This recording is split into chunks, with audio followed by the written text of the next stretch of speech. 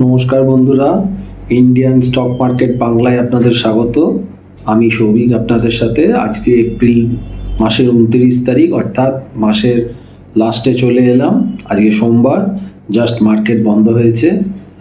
আজকে ভিডিও আসার কথা, তো ভিডিওটা করছি। আগের ভিডিওগুলো যারা রেগুলার দেখেন, স্কিপ করেন না, তারা খুব ভালো উপকার পাচ্ছেন। কারণ আমার কাছে অনেক মেসেজ এসছে, ভালো প্রফিট করছেন আপনারা যারা অ্যাটলিস্ট ভিডিও দেখছেন, মানে যারা টেলিগ্রাম জয়েন করেননি, কিন্তু আমি এখানে যখন যেটা বলে যাই সেটা যদি মন দিয়ে শুনে তার উপর নিজেরা চিন্তা ভাবনা করে কিছু ডিসিশান নিয়ে কাজ করেন, তাতে মনে হয় উপকার হয়। সেরকম কিছু ফিডব্যাকও আমি পাচ্ছি। তো যাই হোক, ভালো করে কাজ করুন, পয়সা রোজগার করুন, আর চোখ কান খোলা রেখে কাজ করবেন। মার্কেটটা যতটা সহজ মনে হয় অতটা সহজ নয়। যেমন আজকেই তার একটা উদাহরণ দেখিয়ে দিল ব্যাঙ্ক নিফটি। কারণ যখন ব্যাঙ্ক নিফটি 47,500 সম্ভবত আগের সপ্তাহে সোমবার কি তার আগের শুক্রবার, তখন থেকে আমি কিন্তু বলে যাচ্ছিলাম যে ব্যাঙ্ক নিফটি 50,000 টার্গেট, এবং থাম্বনেলেও আমি তাই দেওয়া ছিল, এবং প্রত্যেকটা ভিডিওয়ে 50,000 ব্যাঙ্ক নিফটির টার্গেট কিন্তু আমি দিয়ে যাচ্ছিলাম। মানে ওখান থেকে প্রায় 2,500 পয়েন্টের ওপর টার্গেট আমি দিয়ে গেছি, এবং নিফটির জন্য 23,000 প্লাস 23,200 এরকম একটা টার্গেট আমি দিয়ে যাচ্ছি। তো যদিও দুটোই এখনো হিট করিনি, কিন্তু আজকে ব্যাঙ্ক নিফটি যে খেলাটা দেখালো এটা অনেকের কাছে আনএক্সপেক্টেড।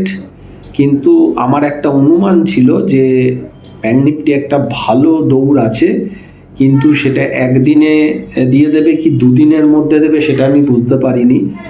কিন্তু এটা যে যাবে এই উইকের মধ্যে সেটা আমার মধ্যে কনফার্ম ছিলাম।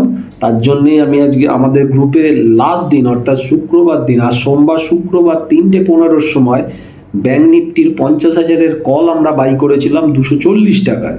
সেটা আজকে 610 টাকা চলে গেল। তো এই রকমভাবে বসে বসে দেখে দেখে কিছু কিছু কল ইয়ে করতে হবে। এছাড়া এখন তো আমাদের গ্রুপে ক্যাশও দেওয়া হচ্ছে, কারণ এখন তো আর অপশান গ্রুপ বলে কিছু নেই, এখন একটাই গ্রুপ থাকছে, টেলিগ্রাম এবং ক্যাশ। ক্যাশের স্টকও খুব ভালো কাজ হচ্ছে, একটা টার্গেট হিট। আপনাদেরও এখানে আমি যা যা বলে গেছিলাম তার দামগুলো যদি লিখে রাখেন দেখেন, তাহলে দেখতে পাবেন যে আপনাদেরও যা বলেছি সেগুলোও কিন্তু বিশাল বেড়েছে।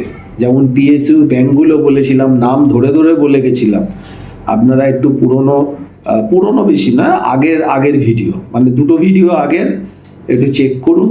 যদি স্কিপ্ট না করে থাকেন, দেখুন অনেকগুলো স্টকের নাম বলেছিলাম, সেই স্টক এক সপ্তাহের মধ্যে কত পার্সেন্ট রিটার্ন দিয়েছে। ঠিক আছে, তো এরকম নয় যে আমি শুধু গ্রুপেই দিই, এখানে ইউটিউবে দিই না, ব্যাপারটা সেটা নয়।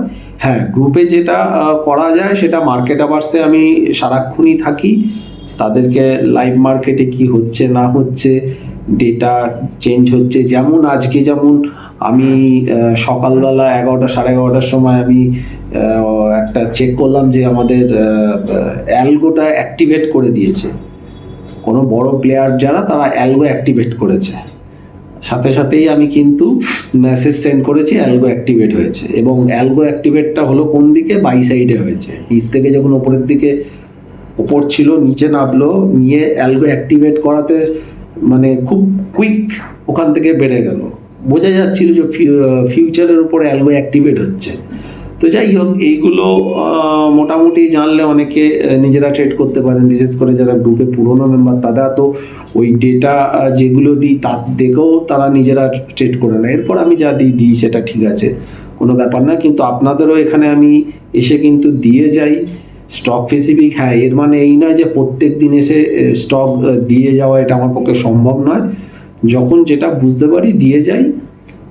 আর নিফটি ব্যাঙ্ক নিফটির আজকে যদি বলা যায় তাহলে আজকে নিফটি ক্যাশ বলছি, ক্যাশ লেভেল হচ্ছে 22,643।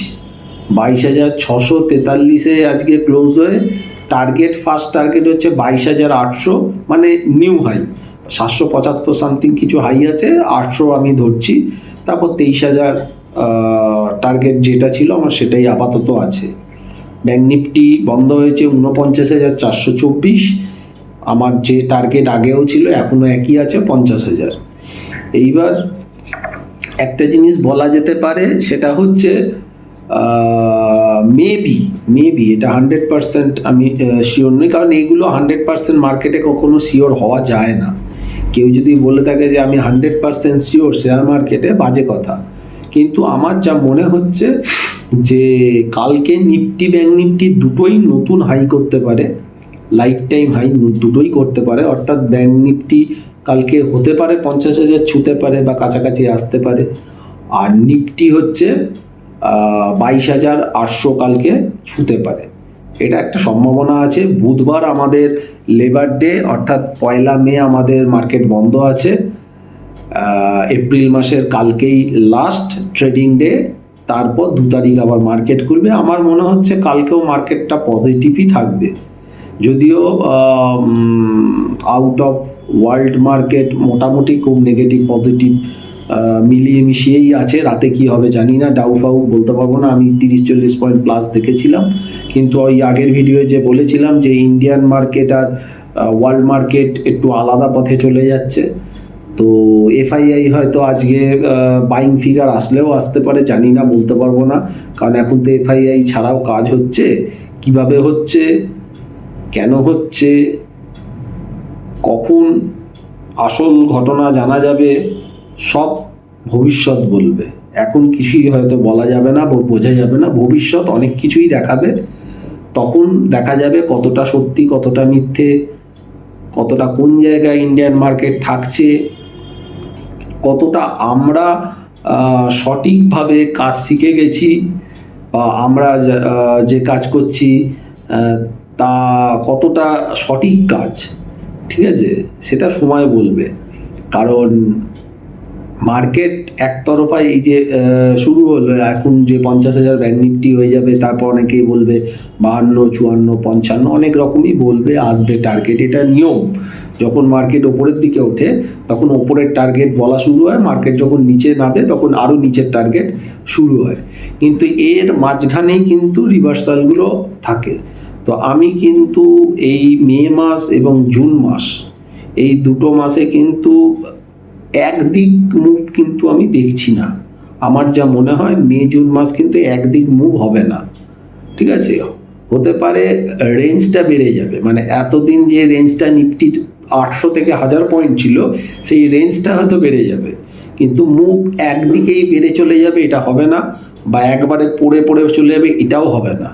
ওই জায়গাগুলো যদি ধরা যায় যে মুভমেন্ট কখন উল্টাবে, সেই দিকে যদি সহদাটা নেওয়া যায়, আমার মনে হয় খুব খুব ভালো প্রফিট নেওয়া যাবে। যেটা আমাদের মে জুন মাসের গ্রুপ এখনো স্টার্টই হয়নি, মানে মে মাসটা স্টার্ট হয়নি, গ্রুপটা স্টার্ট হয়ে গেছে, মে মাসটা স্টার্ট হয়নি, তার মধ্যেই ভালো মতো পয়সা ইনকাম হয়ে গেছে গ্রুপ মেম্বাররা যারা জয়েন করেছে। আর যারা জয়েন করেননি, এখানে ইউটিউবে প্রোগ্রাম দেখেছেন, সেই অনুযায়ী যদি তারা নিজেরা একটু ডিসিশন নিয়ে কাজ করে থাকেন, তাহলে ভালো হয়তো আপনাদেরও ইনকাম হয়েছে। কিছু জনের তো হয়েছে, আমার কাছে ফিডব্যাক তারা পাঠিয়েছেন। তো যাই হোক, এইভাবে কাজ করুন। আজকে কোনো নতুন করে স্টক বলবো না, আর যেগুলো বলা আছে অনেক কিছুই বলা আছে, সেগুলো দেখুন কতটা বেড়েছে না বেড়েছে অ্যানালিসিস করুন। প্রত্যেক দিন স্টক বলাটা উচিত নয়, বা ওরকম পাওয়াও যায় না, দেখে শুনে বলতে হয়। আর আমার টার্গেট এখনও তাই বলছি 22,800 এবং 50,000। 22,800-র ওপর যদি চলতে পারে তাহলে 23,000 টার্গেট, একটা সাইকোলজিক্যাল টার্গেট থাকেই। তারপর যদি রিভার্সাল আবার নিচের দিকে আসে, সে তখন আবার দেখা যাবে। তো আজকে সোমবারের ভিডিওটা করছি, কালকে তো মঙ্গলবার ভিডিও হবে না, বুধবার আমি ভিডিও 1 মে